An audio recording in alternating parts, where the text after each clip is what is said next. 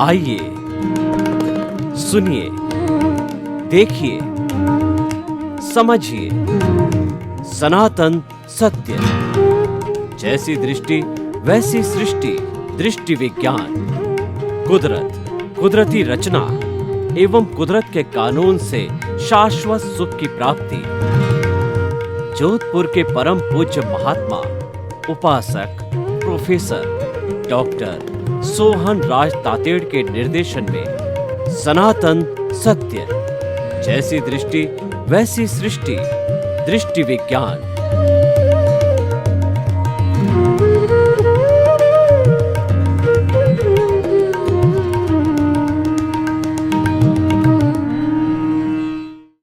मातृशक्ति को नमन।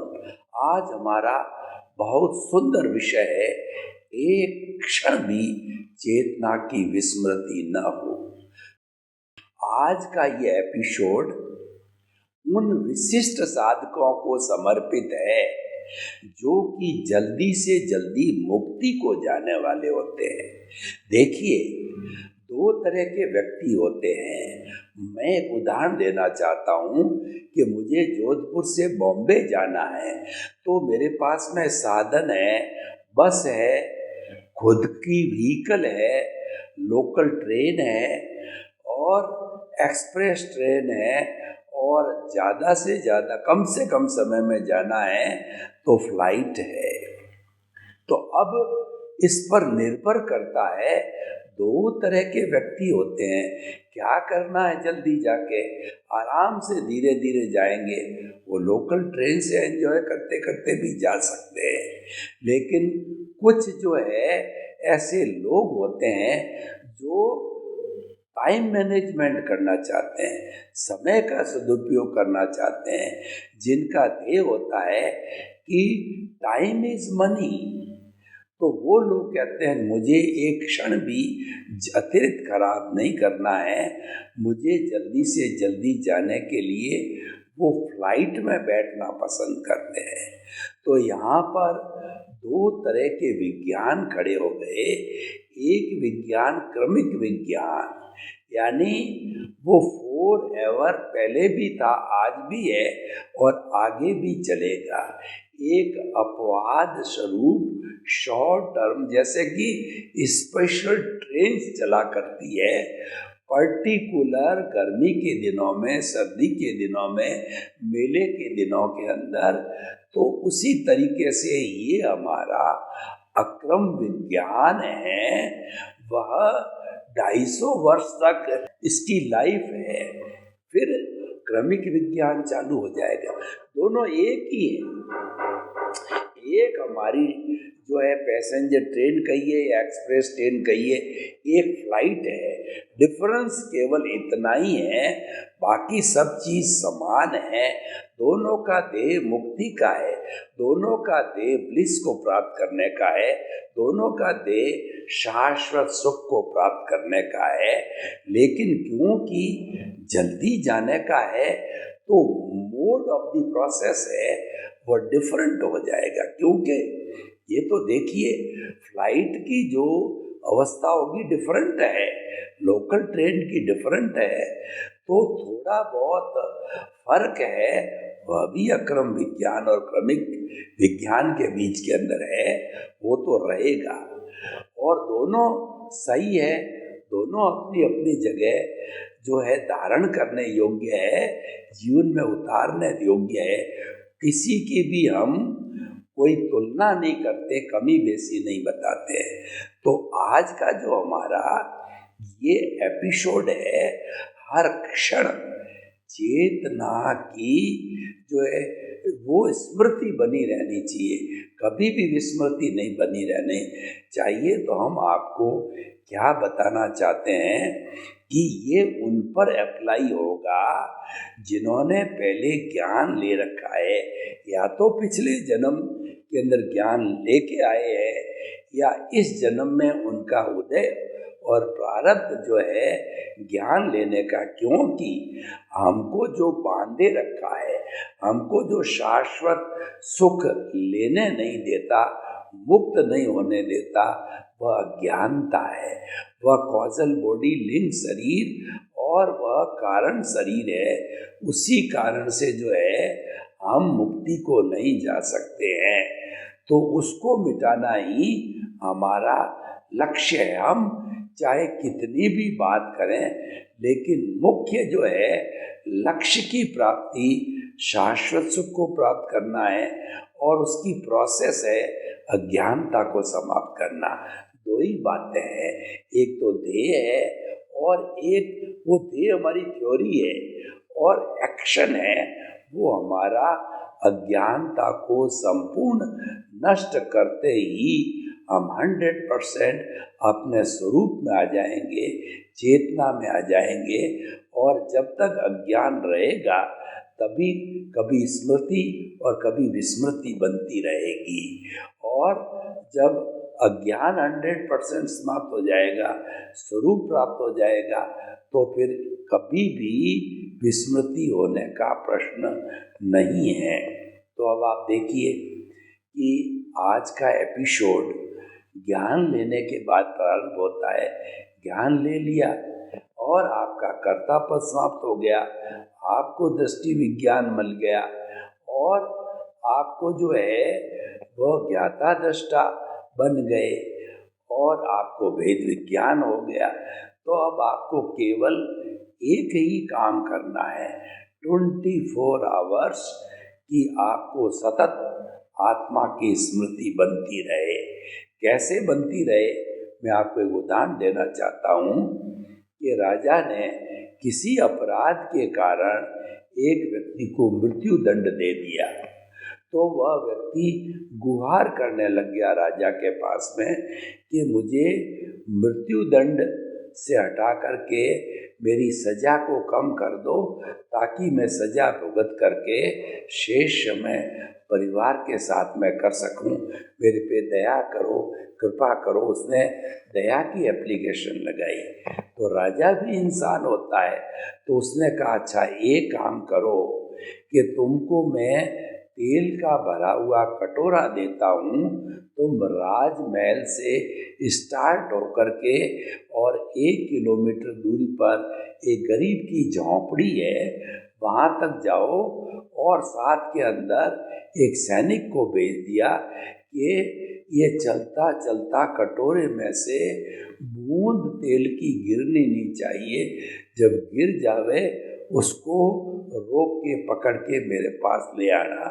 अब उसका ध्येय फिक्स हो गया कि मुझे तो मेरी फांसी की सजा, मृत्यु दंड को कम कराना है राजा से। तो उसका जो जितना समय वो चला उसका ध्यान मात्र कटोरे पर रहा, जैसे कि अर्जुन का ध्यान मात्र जो है वो घूमती हुई जो मछली है जिसका कि बिंब पड़ रहा था पानी में, उसकी बिंब की तरफ देख करके और उसको भेदन करने की ओर ही केवल ज्ञान था, लक्ष्यबद्ध हो गया। तो वह उसी लक्ष्य के साथ चलता रहा, झोंपड़ी तक पहुंच गया, वापस उसी सैनिक के साथ आया।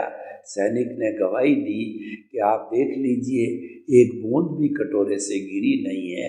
राजा ने उसका न्यूनतम जितना वो कर सकता था उसका जो है वो कारावास करके और वो भुगत करके और फिर अपने जो है परिवार के साथ चला गया। तो हम यहाँ आपको ये बताना चाहते हैं, अगर आपका लक्ष्य मुक्ति का बन गया है, और ज्ञान लेने का अर्थ यही है हमारा लक्ष्य मुक्ति का बन जाए, ये सब चीज़ें एक ही है। ज्ञान लेना यानी लक्ष्य मुक्ति का प्राप्त होना, यानी ज्ञाता दृष्टा बनना, यानी वेद विज्ञान करना, यानी दृष्टि विज्ञान को प्राप्त करना, यानी मन वचन काया से मुक्त रहना। ये सारी एक सी बातें हैं, ये सब पर्यायवाची बातें हैं। तो हम अब रियल पुरुषार्थ में कदम रखते हैं। ये पूरा एपिसोड रियल पुरुषार्थ को समर्पित है, रियल पुरुषार्थ के दायरे में है। रियल पुरुषार्थ का दायरा है वो चेतना का दायरा है। रिलेटिव पुरुषार्थ का द्वारा दायरा है वो मन वचन काया का दायरा है। ये हमारे जीवन के अंदर दो लाइन ऑफ द डिमार्केशन है। इसको हम नीचे वाले को व्यवहार जगत कहते हैं, ऊपर वाले को निश्चय जगत कहते हैं। हमारे दिमाग के अंदर कोई भी कंफ्यूजन नहीं रहना चाहिए। और ऐसी परिस्थिति जब तक हम मुक्ति को नहीं जाएंगे, शाश्वत सुख को, ब्लिस को प्राप्त नहीं करेंगे, हम जो है द्वैत से अद्वैत नहीं बनेंगे, हम जीव से ब्रह्म में विलीन नहीं बनेंगे, हम विदेह जो कि हमारा जीवन मुक्त से जीव मुक्त नहीं बनेंगे, तब तक दोनों बने रहेंगे। ऐसा कभी भी नहीं आएगा कि दोनों जगत में से एक जगत रहेगा। भगवान राम के रहा, कृष्ण के रहा, जनक के रहा, महावीर के रहा, 24 तीर्थंकर के रहा।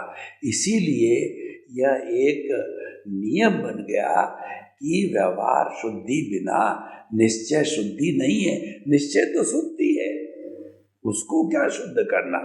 मूल स्वरूप हमारी आत्मा वो तो 24 कैरेट का सोना है, उसको क्या शुद्ध करना। शुद्ध जो करना है वो हमारे व्यवहार जगत को करना है। व्यवहार जगत हिसाब है, उसमें डेबिट है, क्रेडिट है, जन्म जन्मांतर का लेना है, देना है। बहुत से प्राणियों को संसार रूपी नाटक से अध्यक्षण पर्यंत कई प्राणियों को दुख दिया है, कष्ट दिया है। उन सब से क्षमा याचना करनी, उन सब से जो है एनओसी लेना। खामे में सब जीवे सब्बे जीवा खमंतु में मिट्टी में सब भुएसु वेरंग मज्ज न केणई। यानी कि जो है हम समस्त प्राणियों से ये निवेदन करते हैं कि आप जैसे कि हम पितरों को बुलाते हैं श्राद्ध के समय में, आप समस्त आत्माएं जिनके साथ मेरा संबंध रहा है, लेना है, देना है, आप हाजिर हो जाओ। और वो क्या अव्याबाद होती है, उनको कोई रोकने वाला नहीं है। एक आत्मा दूसरे आत्मा का टेलीपैथी करे, याद करे, वह तुरंत जो है उससे संपर्क कर लेती है। तो जिन जिन से हमारा रहा है, आप बच्चे की तरह सरल हृदय बन करके आप उनसे निवेदन करो कि मैं आप सभी को क्षमाता हूँ, आप मुझे क्षमा करो, मुझे आपको मैंने एनओसी दे दी है, आप सभी मुझे एनओसी दो, तो आप सबकी एनओसी मिल जाएगी। तब वो मैं मुक्ति को चला जाऊंगा। मैं मुक्ति जाना चाहता हूँ, मैं सिमंदर स्वामी के चरणों के अंदर जन्म लेना चाहता हूँ। आप मुझे एनओसी दे के आपकी तरफ से मुक्त करो, मुक्त करो, मुक्त करो।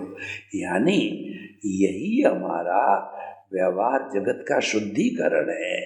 हम जो वो प्रतिक्रमण, प्रत्याख्यान और आलोचना, ये त्रिरत्न है, ये तीनों सब्लिमेशन, ये जो तीनों शुद्धिकरण के महामंत्र है, ये जब हम करने लग जाते हैं तो हमारा शुद्धिकरण जो है वो प्रारंभ हो जाता है। और जो हमारा भीतर कर्म शरीर अशुद्धि कॉजल बॉडी, यानी एक शब्द में बात करूं जिसमें पूरे विश्व को कोई भी मतभेद नहीं है, अज्ञानता। उस अज्ञानता को धोने का डिटर्जेंट पाउडर है, वह है प्रतिक्रमण, प्रत्याख्यान और आलोचना है। उनसे धो करके हम इसको बहुत शुद्ध कर देते हैं। आजकल हाई पावरफुल डिटर्जेंट पाउडर आ रहे हैं जो कितना ही पुराना दाग हो उसको साफ कर देते हैं धो करके। तो ये सामायिक भी उसी का रूप है। सामायिक आलोचना, प्रतिक्रमण और प्रत्याख्यान के द्वारा हम उनको धो देते हैं। तो धो देने के बाद में अज्ञानता समाप्त हो गई। तो हम आपको बताना चाहते हैं, एक क्षण भी हमारे अस्तित्व की विस्मृति नहीं होनी चाहिए। और स्मृति हो रही है नहीं हो रही है, ये हम कैसे मालूम करें? कोई न कोई तो हमारे पास में थर्मामीटर बैरोमीटर होना चाहिए। थर्मामीटर के अंदर जब पारा 98.8 के ऊपर चढ़ता है, 99, 100, 102 होता है, तब हम कहते हैं बुखार है। 98.8 तक हम बुखार नहीं करते हैं। बीपी भी हमारा 80, 120 के बीच में लोअर अपर रहता है, तो हम उसको हाइपर टेंशन नहीं कहते हैं। वो रहना ही चाहिए, वह ज़रूरी है। तो उसी तरीके से जो है हम आत्मा से विचलित कब होते हैं, ये पॉइंट हम आपको समझाना चाहते हैं। देखिए, व्यवहार जगत और निश्चय जगत सब साथ चल रहा है। निश्चय जगत का क्या है कि विस्मृति न होनी स्वरूप की निश्चय जगत मान लीजिए, परंतु नीचे तो कारखाना चल रहा है। नीचे मन वचन काया की सब प्रवृत्ति हो रही है। आपका परिवार है, माता है, पिता है, बेटी है, बेटा है। बेटी कहेगी मेरी शादी करो, बेटा कहेगा कि मुझे पढ़ाओ और जो है मुझे धंधे लगाओ। और इस तरीके से आपको धन भी कमाना पड़ेगा, और धन कमाने में लगोगे तो किसी से पैसा लोगे भी, किसी को दोगे भी। यानी डेबिट क्रेडिट आपको करना ही पड़ेगा, और वो चल रहा है, हर व्यक्ति करता है। क्योंकि ये तो पीछे से लेकर के आते हैं। यह जो शरीर है पिछले जन्म के कर्म के भुगतान के लिए मिला है। ये मन वचन काया तथा उससे जुड़ी हुई हर अवस्था मात्र कुदरती रचना है, जिसका कोई बाप भी रचने वाला नहीं है, और वो व्यवस्थित वो जिंदगी भर चलता रहेगा। आप इसको चलने देते हो और मात्र ज्ञाता दृष्टा रहते हो। देखिए, ज्ञाता दृष्टा कैसे रहना, वो मैं आपको बताता हूँ कि इंटरनेशनल क्रिकेट का गेम चल रहा है, और उसके चारों तरफ स्टेडियम बना हुआ होता है, स्टेप बाय स्टेप। उन स्टेडियम पे हम जो है बैठते हैं, उनके जो सीट्स पे बैठते हैं, तो खेलने वाले खिलाड़ी, रन लेने वाले या कैच लेने वाले वो अलग होते हैं, हम देखने वाले अलग होते हैं। हम पहली मंजिल पर खड़े हैं, बच्चे नीचे फुटबॉल खेल रहे हैं, फुटबॉल खेलने वाले अलग हैं, हम अलग हैं। तो ये भेद विज्ञान करना, ये ज्ञाता दृष्टा करना, शरीर अलग है, मैं अलग हूँ, मैं तो शरीर से मुक्त हूँ। और जब तक इस शरीर के अंदर प्रभु विराजमान है, तभी ये शरीर जिंदा है। नहीं तो शरीर तो एकदम जड़ है, वो तो जला दिया जाता, हाथों हाथ जला दिया जाता है। चेतना जब निकल जाती जड़ को, कोई भी घर में नहीं रखता है, और उसको तुरंत जला दिया जाता है। इसकी कोई औकात नहीं है। लेकिन दोनों को जोड़ने वाला है वो अज्ञान है। वो काम करता अज्ञान, अज्ञान को जोड़ता है। पीछे से पहले जो अज्ञान पड़ता है, कॉजल बॉडी है, वही नए नए भाव डाल करके कॉजल बॉडी को बढ़ाता है। जब ज्ञान हाजिर हो गया तो अज्ञान को जाना पड़ेगा। ज्ञान बड़ा दादा है, अज्ञान छोटा दादा है। बड़ा दादा खड़ा हो गया तो किसी घर में छोटा दादा आया है, ऑटोमेटिकली भाग जाएगा। ज्ञान सेनापति है, सेनापति मजबूत है, राजा मजबूत है, तो जो है दूसरी सामने वाली जो है खलबली मच जाएगी, वो भाग जाएगी सेना। मजबूत कौन होता है? तो मजबूत ज्ञान है।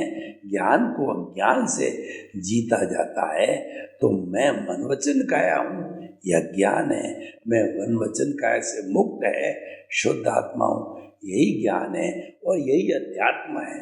जब ये चीज हमारे को समझ में आ जाती है तो हम अज्ञान से ज्ञान में चले जाते हैं। और जब हम अपने स्वरूप को प्राप्त हो जाते हैं, यानी समस्त अज्ञान समाप्त हो जाता है, तो वो विज्ञान बन जाता है। विज्ञान का अर्थ हो गया कि आपने केवल दर्शन, विज्ञान की पराकाष्ठा है कि केवल दर्शन को प्राप्त कर लिया और आपका रियल पुरुषार्थ संपन्न हो गया। और संपन्नता के साथ में जब आपका आयुष्य संपन्न हो गया तो अब आपको कुछ नहीं करना है, आपकी मंजिल आपने प्राप्त कर ली है। अगले जन्म में मात्र परिणाम शेष है। अगले जन्म में आप केवल ज्ञानी तीर्थंकर भी हो सकते हो, नहीं तो केवल ज्ञानी तो हो गई। केवल ज्ञानी होकर के परिणाम स्वरूप है जितना आपका जो कहना चाहिए आयुष्य कर्म है उसको भुगत करके आप सिद्ध बुद्ध और मुक्त बन जाओगे। आप शाश्वत सुख को प्राप्त कर लोगे। आप जो है सिद्धशिला में विराजमान हो जाओगे। सिद्धशिला इस लोक का अंतिम भाग है। उसके बाद में आलोक चालू हो जाता है।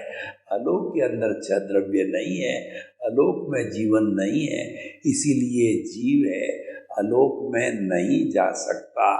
अंतिम उसका कहना चाहिए स्थान है वो सिद्धशिला है, जो कि लोक का अंतिम भाग है।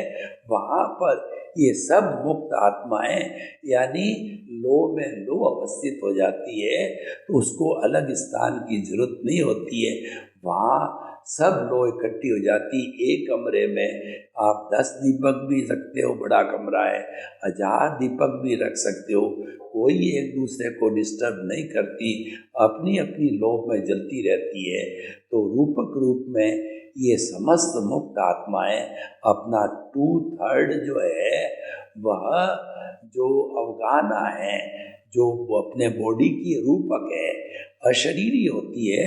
लेकिन ऐसा बताया जाता है कि जब आत्मा 14वें गुण स्थान में जो है शरीर का व्युत्सर्ग करती है तो 2/3 है वो शरीर की अवगाहना को ले जा करके सिद्धशिला में विराजमान होके सिद्ध बुद्ध होकर के ईश्वर बन जाती है, शाश्वत सुख को प्राप्त करती है। फिर कभी भी इस 84 लाख जीवा योनि के भ्रमण में नहीं आती है।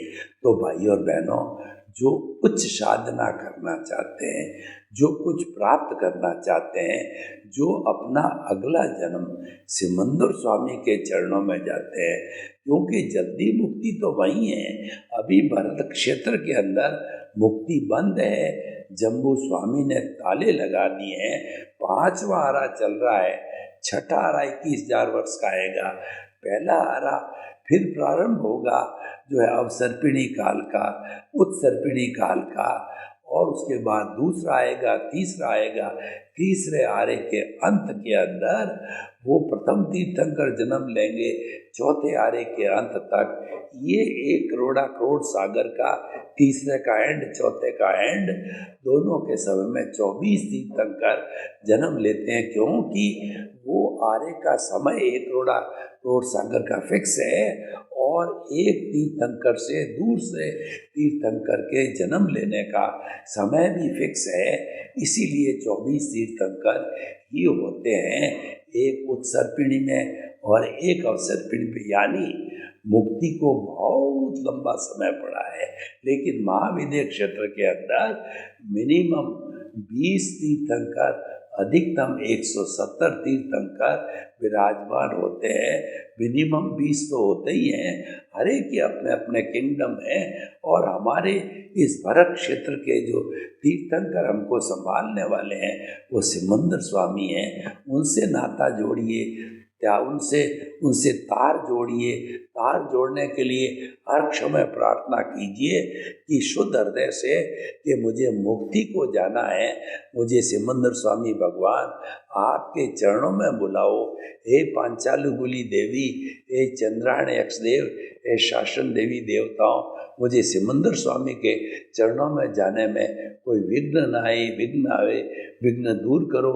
हे दादा भगवान, आपने मुझे ज्ञान दिया है, आप प्रतिदिन भावी जीवों को उड़न खटोला में बिठा करके आप खटपटिया वीतराग हो, सिमंदर स्वामी के दर्शन कराते हो। मेरा नंबर भी लगाओ, मुझे भी उड़न खटोला में बिठाओ और मुझे जो सिमंदर स्वामी के दर्शन कराओ और मुझे अगला जन्म सिमंदर स्वामी के चरणों में महाविदे में हो, क्योंकि मुझे जल्दी से जल्दी मुक्ति को जाना है, तो ये सारा एक प्रोसेस बन गया। इस प्रोसेस को अगर हम फॉलो करेंगे और हर क्षण हम चेतना की स्मृति में रहेंगे, चेतना की कभी भी विस्मृति नहीं करेंगे, क्योंकि हमारा आयुष्य फिक्स है। आयुष्य कब आ जावे जीवन का एंड किसी को पता नहीं है, पर वो फिक्स है।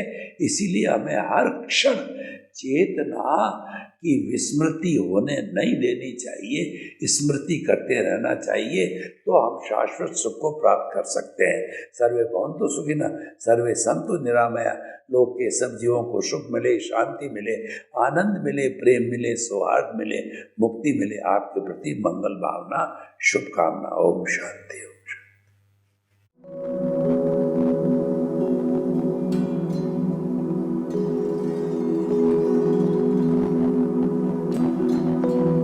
एक ऐसा अंतर्राष्ट्रीय ख्याति प्राप्त मानव जो गुरु प्रेरणा से पिछले 20 वर्षों से वानप्रस्थ जीवन जीते हुए 24 घंटे मानवता की सेवा में संलग्न है।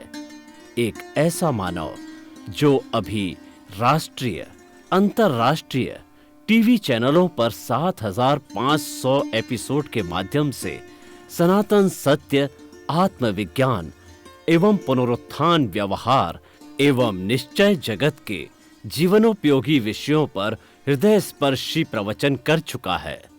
उस मानव का नाम है महात्मा उपासक प्रोफेसर डॉक्टर सोहन राज तातेड़। प्रोफेसर तातेड़ द्वारा योग, दर्शन, शिक्षा विषयों पर रचित पीएचडी स्तर के 250 शोध ग्रंथ भारत के 100 प्रतिष्ठित विश्वविद्यालयों में शोधार्थी पढ़ रहे हैं तथा वे सभी शोध ग्रंथ वहां की सेंट्रल लाइब्रेरियों में उपलब्ध हैं।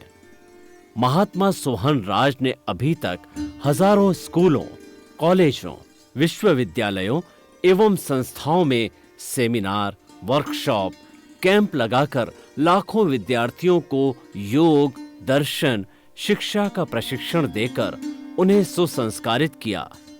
डॉक्टर तातेड़ ने भारतीय संस्कृति उत्थान के 4000 से अधिक समसामयिक विषयों पर आर्टिकल लिखकर ऑनलाइन जर्नल, पत्रिकाओं, वेबसाइट्स पर प्रकाशित किया, जिसका उपयोग लाखों पाठक कर रहे हैं। उपासक तातेड़ के 5000 से अधिक आज का सुविचार, आज का शुभ संदेश, आज का मंगल भावना योग आदि चिंतन websites, Twitter, blogger, Facebook, YouTube माध्यमों से लाखों लोग अपना जीवन निर्माण कर रहे हैं। मानवता के मसीहा ऐसे महामानव महात्मा सोहन राज तातेड़ के प्रोफाइल को अभी तक विश्व के 20 लाख दर्शक यूट्यूब पर, 12 लाख गूगल पर एवं लाखों दर्शक फेसबुक, ब्लॉगर, ट्विटर और इंस्टाग्राम पर देख चुके हैं।